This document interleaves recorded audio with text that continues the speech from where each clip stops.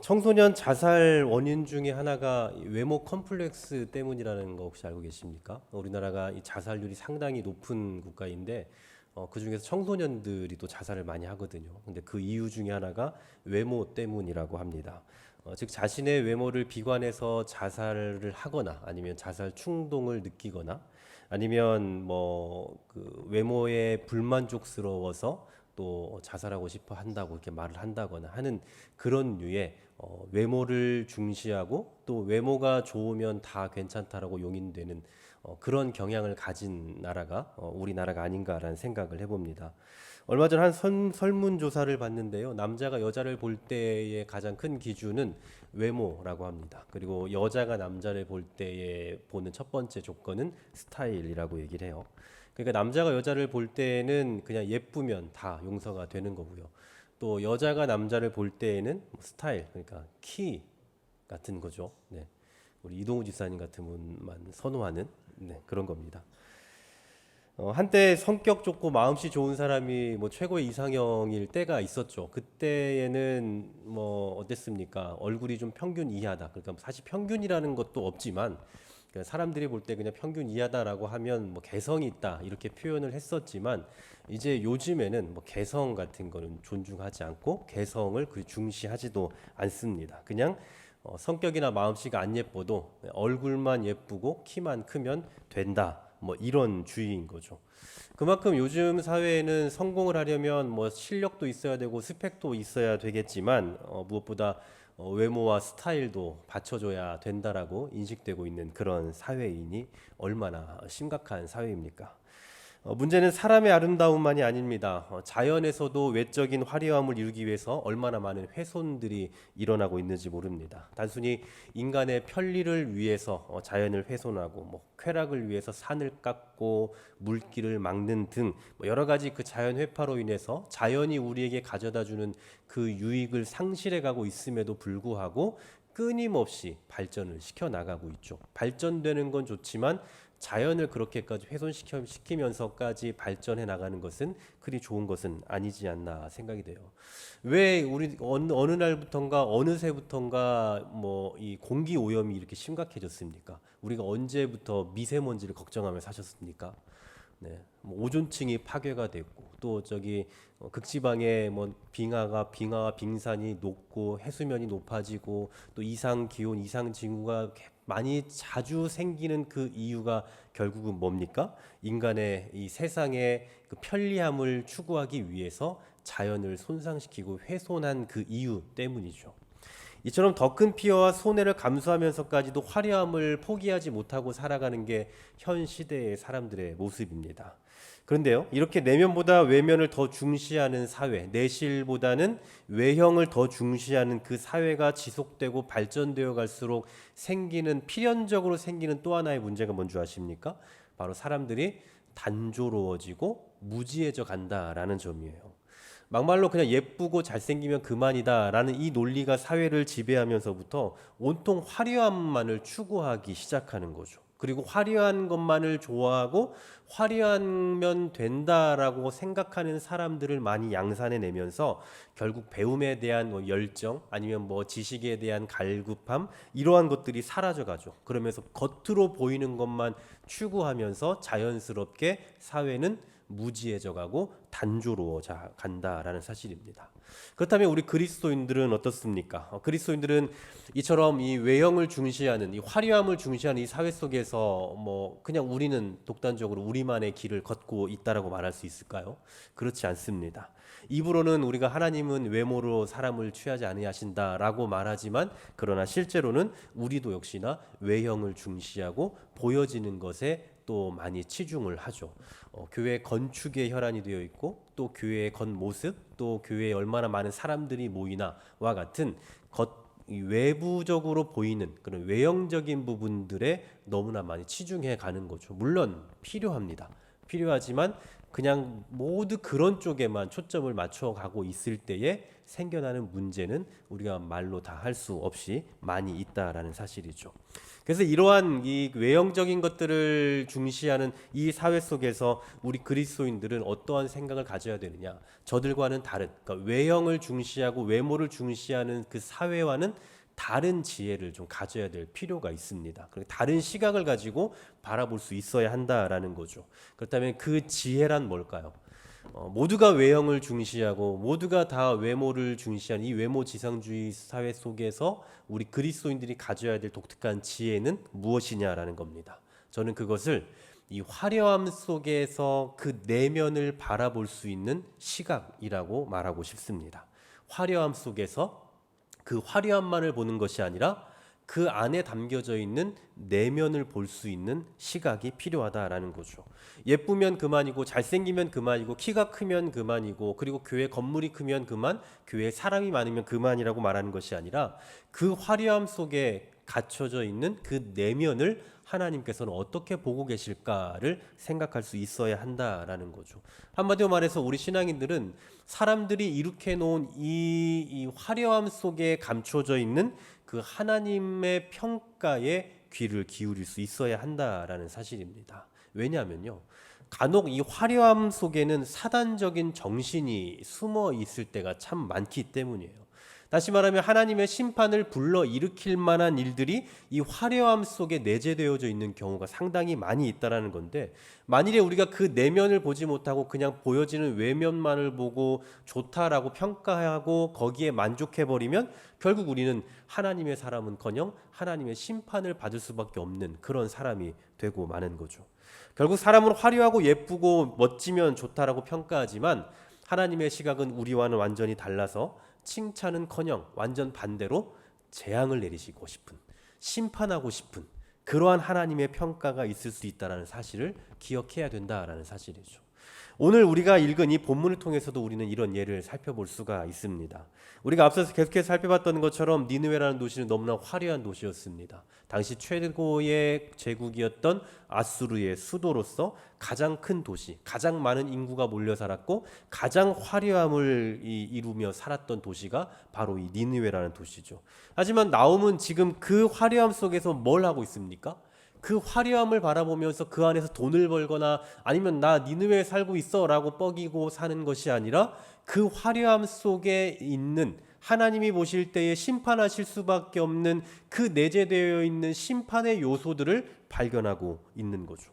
사람들은 아무도 믿지 않죠. 어떻게 우리 제국이 망하냐, 어떻게 우리 니느웨가 망하냐, 이렇게 화려한데 어떻게 우리가 망하겠냐라고 말하고 생각했지만 나훔은 전혀 다른 시각으로 그 도시를 바라보고 있었던 거예요.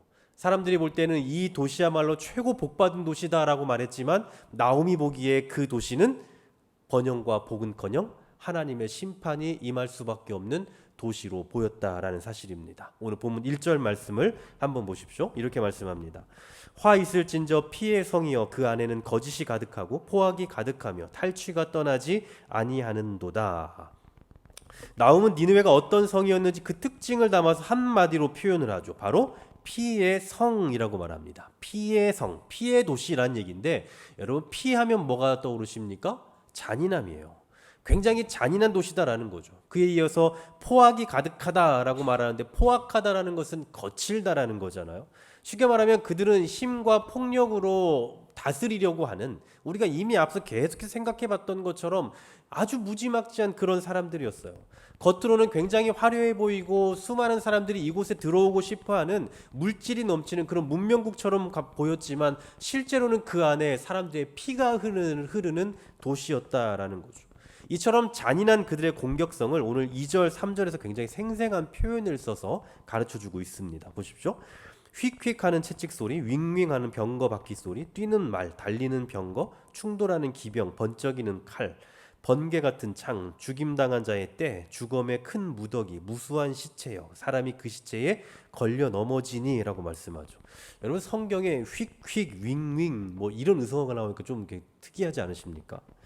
채찍 소리가 휙휙 들리고 또 병거의 바퀴 소리가 윙윙 나고요. 또 말이 뛰는 소리, 병거가 달리는 소리, 기병이 서로 충돌하고 칼과 칼이 서로 부딪히는 소리, 정말 굉장히 긴박하고 아주 격정적인 전투의 장면을 보여주고 있어요.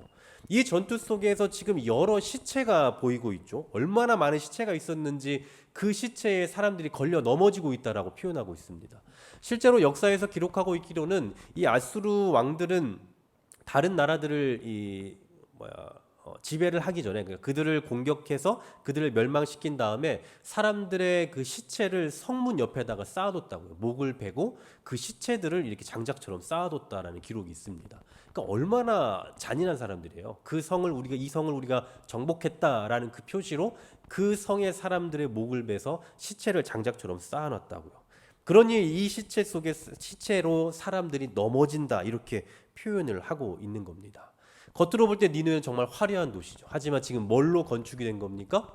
사람들의 피로. 사람들의 이 니느웨 사람들의, 아수르 사람들의 악한 기질에 의해서 수없이 많은 사람들이 피해를 보고 죽임당하는 그 피를 근거로 이렇게 서게 되었다라는 거죠. 게다가 그들은 소위 말하는 그냥 무식하게 힘만 센 사람들이 아니었습니다. 4절 말씀을 한번 보십시오. 4절 말씀 같이 한번 읽어볼까요? 이는 시작. 이는 마술에 능숙한 그가 그의 음행으로 여러 나라를 미혹하고 그의 마술로 여러 족속을 미혹하느니라. 아멘. 여기 미모의 여인 한 명이 등장합니다. 그냥 여인이 아니고 미모의 여인이 등장을 해요. 그런데 그냥 예쁜 줄 알았는데 알고 보니 뭐래요? 음녀랍니다. 많은 사람들을 미혹하는 음녀라고요. 게다가 이 음녀는 마술에 능숙한 여인이죠. 마술에 능숙하다라는 건 어떤 의미일까요? 변장에 능하다라는 거예요. 속임수에 강하다라는 얘기죠. 겉모습은 너무나 예쁘고 너무나 매혹적이지만 사실은 그 속은 거짓과 꾸밈으로 가득한 사람이라는 거예요. 여러분, 아무리 예쁘고 잘생긴 사람을 좋아한다지만 그 속에 나를 속이고 내 것을 다 빼앗아가려는 마음을 가진 사람을 누가 좋아합니까? 아무리 예쁘고 아무리 잘생기고 키가 커도요, 나를 죽이려고 하고 내 것을 다 빼앗으려는 의도를 가졌다는 걸 알면 아무도 그 사람을 좋아할 수 없어요. 단순히 얼굴 가지고 뭐 예쁘고 잘생긴 이런 것 가지고는 평가할 수 있는 부분이 아니다라는 거죠. 바로 니느웨가 그렇다는 겁니다. 실상은 잔혹하고 악이 가득한 피의 도시지만 그 겉은 너무나도 화려하게 치장한, 너무나도 화려하고 너무나 아름다워 보이는 그 도시였다라는 거죠. 깊이 알기 전까지는, 그 속임수를 알기 전까지는 그저 이 도시가 정말 아름답기 그지없는 도시다라고 그렇게 사람들은 평가할 수밖에 없는, 그만큼 화려함으로 갖춰져 있는 그 도시였다라는 사실이죠. 이처럼 너도 나도 니느웨의 화려함 가운데 매료되고 너무나 화려함을 볼 수밖에 없는 그 완벽에 가까워 보이는 그 니느웨를 향해서 지금 멸망을 외치고 있는 사람이 있으니 그 사람이 바로 나훔인 거죠. 사람들은 아마 미쳤다고 생각할 겁니다. 이렇게 화려한 도시를 누가 감히 멸망시킬 수 있겠느냐라고 상상조차 할 수 없을 거예요. 하지만 나훔은 계속해서 그 땅을 향해서 계속해서 재앙을, 심판을 이야기하고 있어요. 우리가 지금 계속 보고 있잖아요. 사실은 1장 1절부터 계속해서 이 니느웨가 멸망할 거다라는 그 장면을 보는데 정말 결국은 멸망할 거다인데 그 멸망에 대한 이미지를 계속 바꿔서 보여주는 거예요. 이렇게 멸망하고 저렇게 멸망하고 이렇게 맞고 저렇게 맞고 결국은 결론은 뭡니까? 어쨌든 죽게 맞을 거다. 어쨌든 심각한 상태 가운데 처할 수밖에 없다라는 것을 보여주고 있거든요. 왜 계속해서 이런 이미지를 말할 수밖에 없느냐? 지금 나오면 누구의 시각을 가지고 있는 겁니까? 사람의 시각이 아니라 하나님의 시각이에요. 서두에 말씀드렸죠. 참된 그리스도인이라면 화려함만을 보는 것이 아니라 그 화려함 속에 감춰져 있는 내면을 볼 수 있어야 된다고요. 바로 나홈의 시각이 이랬던 겁니다. 세상 사람들은 니느웨의 화려함에 매료됐어요. 그저 니느웨는 정말 화려한 곳이다. 나도 저기에 살고 싶다. 나도 저기에 저걸 두며 살아가고 싶다. 저기에서 일을 하면 얼마나 행복할까라고 사람들은 다 그렇게 생각했을 거예요. 하지만 나훔은 그 화려함 가운데 감춰져 있는 그 내면에 하나님의 심판을 받을 수밖에 없는 그 모습에 집중하고 있었던 것입니다. 실제로 본문 5절부터 7절 말씀 보면 하나님께서 니느웨에 어떤 심판을 내리시는지를 또 다른 장면으로, 또 다른 이미지로 보여주고 있는데요. 굉장히 읽기도 민망한 비유입니다. 하나님께서 어떻게 그들을 심판하시는지 5절부터 7절까지의 내용을 정리해 보면 한 3가지 정도로 요약해 볼 수 있는데요. 첫 번째로는 그들에게 수치를 주신대요. 수치. 5절에 보시면 내 치마를 걷어 올려 얼굴에 이르게 하고 벌거벗은 것을 다른 이들에게 보이게 하겠다라고 말씀해요. 여러분, 화려함 속에 감춰져 있는 그 더럽고 추한 것을 다 들춰내겠다라는 거죠. 여러분, 사람마다 감추고 싶은 거 있잖아요. 뭐 자기가 조금 더 착한 사람인 것처럼 보이고 싶어 하기도 하고, 또 아니면 뭐 자기가 조금 똑똑한 사람인 것처럼 보여주고 싶기도 하고, 또 교회에서는 뭐 정말 신실한 신앙인인 것처럼, 정말 거룩한 사람인 것처럼 그렇게 보이고 싶어 하기도 합니다. 이처럼 우리는 사실은 그 내면에 자기만 알고 있는 그 죄성이 있고, 또 자기만 그 갖고 있는 그 연약함이 있지만 그것을 보여주고 싶어 하지 않아요. 그런데 그 연약함이 딱 드러나게 되면 어떻게 됩니까? 너무나 수치스러운 거죠. 평소에 교회에서 너무나 신실한 분이라고 인정받았는데 어느 날 그분의 이 감춰져 있는 그 약점이 드러난다. 그 치부가 드러난다. 그러면 부끄러워서 교회 얼굴을 들고 다니지 못해요. 뭐 회사에서도 다 마찬가지 아니겠습니까? 감추고 싶어하는 게 있다라는 거예요. 니느웨에게도 마찬가지입니다. 감추고 싶어하는 게 있어요. 그 화려함으로 인해서 감추고 싶은 것들이 있다고요. 하지만 그 감춰져 있는 그 이면에 있는 것들이 결국은 다 드러나게 될 거다라는 겁니다. 그래서 수치를 당하게 될 거다라는 거죠. 두 번째로는 구경거리가 되게 하신다라고 말씀해요. 6절에 보시면 가증하고 더러운 것들을 말씀하는데, 이것은 사실은 이 구약 성경에 주로 우상에게 쓰이는 표현입니다. 가증하고 더러운 것들. 그런데 이것들을 어떻게 하신다고요? 니느웨에 던지신대요. 이게 무슨 얘기입니까? 제가 자주 말씀드렸지만 그 당시의 세계관은 어때요? 우리가 정복을 하면 우리가 믿는 신이 정복을 한 거잖아요. 그러니까 나라와 나라 간의 싸움은 엄밀한 의미에서 신 대 신의 대결이라고 생각한다고요. 그러니 니느웨가 늘 정복을 하고 이기고 또 남들을 굴복시킬 수 있었던 것은 자기들이 믿는 신이 최고의 신이다라는 것을 증명한다라는 거죠. 그리고 자기들이 이렇게 화려함을 이룩하고 살아갈 수 있다라는 건 자기들이 믿고 있는 신이 최고의 신이다라는 것을 증명하는 것이다라는 거예요. 그런데 하나님께서 어떻게 하신다고요? 그들을 던져버린다고요. 모욕을 당하게 하시는 거죠. 우리 신이 최고인 줄 알았는데 이제 그것이 가짜라는 것이 판명난다라는 겁니다. 마지막 세 번째로는 아무에게도 지지받지 못하게 하신대요. 여러분, 꼭 그런 건 아니지만 보통 세상에서 좀 잘난 사람들 주변에는 늘 사람이 많이 꼬입니다. 뭐 예를 들면 돈이 많다. 그런 돈이 많기 때문에 그 돈 때문에라도 많은 사람들이 주변에 있어요. 그 사람을 통해서 뭔가 좀 이득을 얻을 수 있는 것들이 많이 있기 때문이겠죠. 뭔가 회식을 해도 이 사람이 조금 더 돈을 많이 낼 거니까 조금 더 이득을 볼 수 있다고 생각하고 주변에 더 많은 사람들이 있을 수 있죠. 또 사회에서 이름 있는 명망 있는 사람들 같으면 그 사람이 사회에서 어떤 그 백이 될 수 있을 거라는 생각 때문에 또 그 주변에 많은 사람들이 꼬이기도 합니다. 바로 니느웨가 그런 존재였다는 거죠. 이전에는 니느웨는 강력한 힘을 갖고 있고 가장 그 화려함을 갖고 있는 도시였기 때문에 너도 나도 이곳에 몰려들었고 너도 나도 같은 편이 되고 싶어 했단 말이죠. 그런데 이제는 어떻다는 겁니까? 그렇게 지지해 주던 사람들이 이제는 다 떠나버렸대요. 동정심조차 보이지 않는다라고 말씀합니다. 바로 이게 니느웨가 겪게 될 심판의 내용이죠. 7절 말씀에 보시면 너를 보는 자가 다 내게서 도망한다라고 말씀하고요. 누가 그것을 위하여 애곡하며 내가 어디서 너를 위로할 자를 구하리요라고 말씀해요. 예전에는 그렇게 함께하고 싶어 했던 사람들이 많았는데, 예전에는 그렇게 우리를 사랑하는 사람들이 많았는데 이제는 동정조차 하지 않는답니다. 누군가 나를 동정이라도 해주면 그 동정에 힘입어서 뭔가 도움을 받아서 다시 일어설 힘이라도 있을 텐데 아무도 동정조차 해주지 않아요. 그러니 이제는 끝이라는 겁니다. 아무 희망도 없다라는 거죠. 말 그대로 사면초가의 상황에 빠져 있는 겁니다.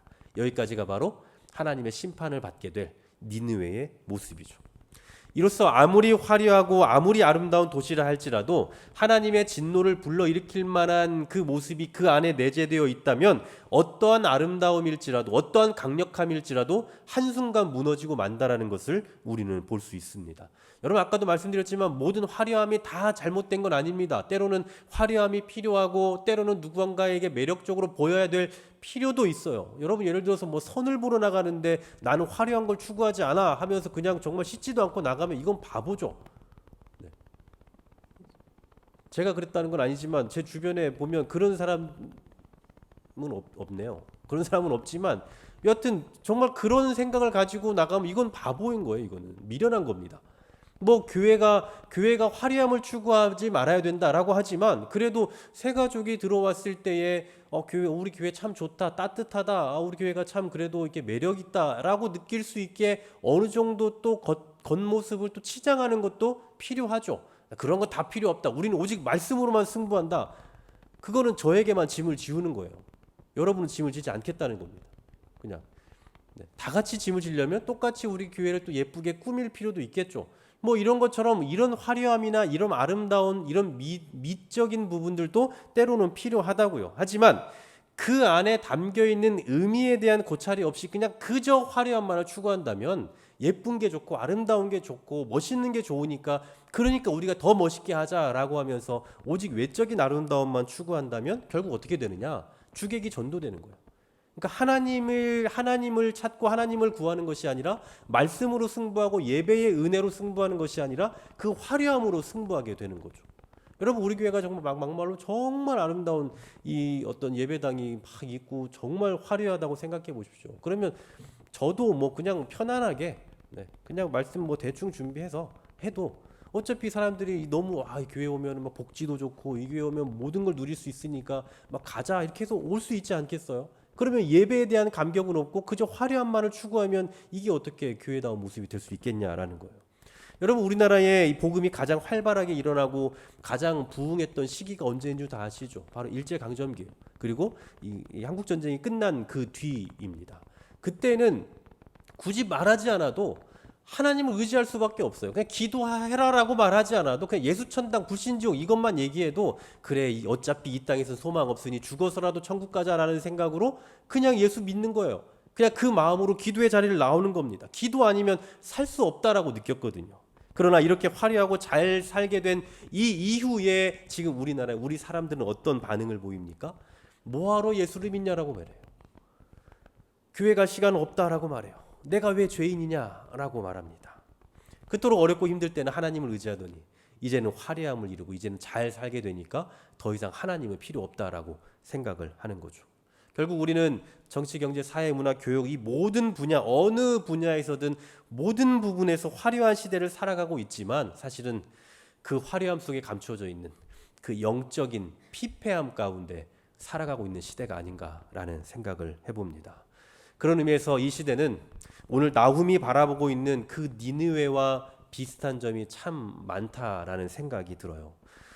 이 나훔서를 연구하면 연구할수록 그리고 이 니느웨에 대한 평가, 표현 이런 것들을 연구하면 연구해 볼수록 지금 우리가 사는 시대가 이렇게 자연스럽게 오버랩되는 걸 참 많이 이렇게 제가 느끼게 됩니다.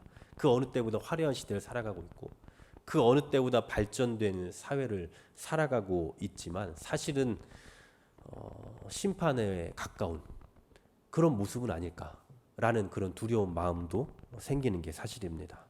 그래서 우리는 더욱더 이 오늘 본문에 나타난 이 화려한 시대를 향한 하나님의 경고를 무시할 수가 없는 거예요. 이 시대에 제가 이 나훔서를 보면서 너무 묵직하고 너무 무거운 이야기가 아닐까라는 생각을 했고 또 어떤 면에서는 지금 벌써 저희가 7번째 시간인데 계속해서 이 니느웨가 어떻게 될 것인지 결국 다 똑같은 이야기만 해야 되니까 저도 어떻게 말해야 될지 참 막막하지만 이상하게 연구하면 연구할수록 보면 볼수록 설교를 준비하면 준비할수록 이 시대와 너무나 닮았다라는 생각 때문에 어쩌면 정말 잘 선택했다 라는 이 생각도 듭니다. 한편으로는 너무 무겁다라는 생각이 들어서 왜 굳이 이걸 했지라는 생각도 들지만 또 한편으로는 너무나 우리 시대와 닮아서 참 우리가 정말 이 듣고 배우고 깨달아야 될 부분들이 정말 많구나라는 생각도 많이 든다라는 거죠. 물론 이 말씀이 반드시 이 나라에 대한 것만은 아닙니다. 우리 교회 아니면 우리 부서 아니면 우리 직장, 우리 가정 또 우리 개인에게도 적용되는 말씀이에요. 여러분 우린 지금 어떻습니까? 우리 교회, 우리 가정, 또 우리 개인 그냥 이 정도면 괜찮다라고 생각하는 부분들이 있지 않습니까? 겉으로 보여지는 이 외형적인 모습들 있잖아요. 그냥 괜찮게 살고 있고 또 우리 교회도 그냥 괜찮고 또 나도 그냥 예배 자리에 잘 나오고 있으니 그냥 이 정도로 보여지는 모습만 놓고 보면 그냥 괜찮다, 이 정도면 안정적이다라고 생각하고 있지 않냐라는 거예요. 사실 겉으로 큰 문제 없어 보입니다. 뭔가 대단히 막 무슨 뭐 획기적이고 대단히 무슨 뭐 폭발적인 그런 일들이 내 주변에 일어나지 않는다면 그냥 이 정도도 괜찮다. 나는 괜찮게 살고 있다. 우리는 괜찮다라고 그렇게 생각할 수 있다라는 거죠. 하지만 여러분 명심하십시오. 화려함 속에 또는 아무 문제 없어 보이는 이 현재 속에 하나님의 심판을 받을 만한 그 요소들이 내재되어 있을 수도 있다라는 사실을 우리는 명심해야 된다라는 사실입니다.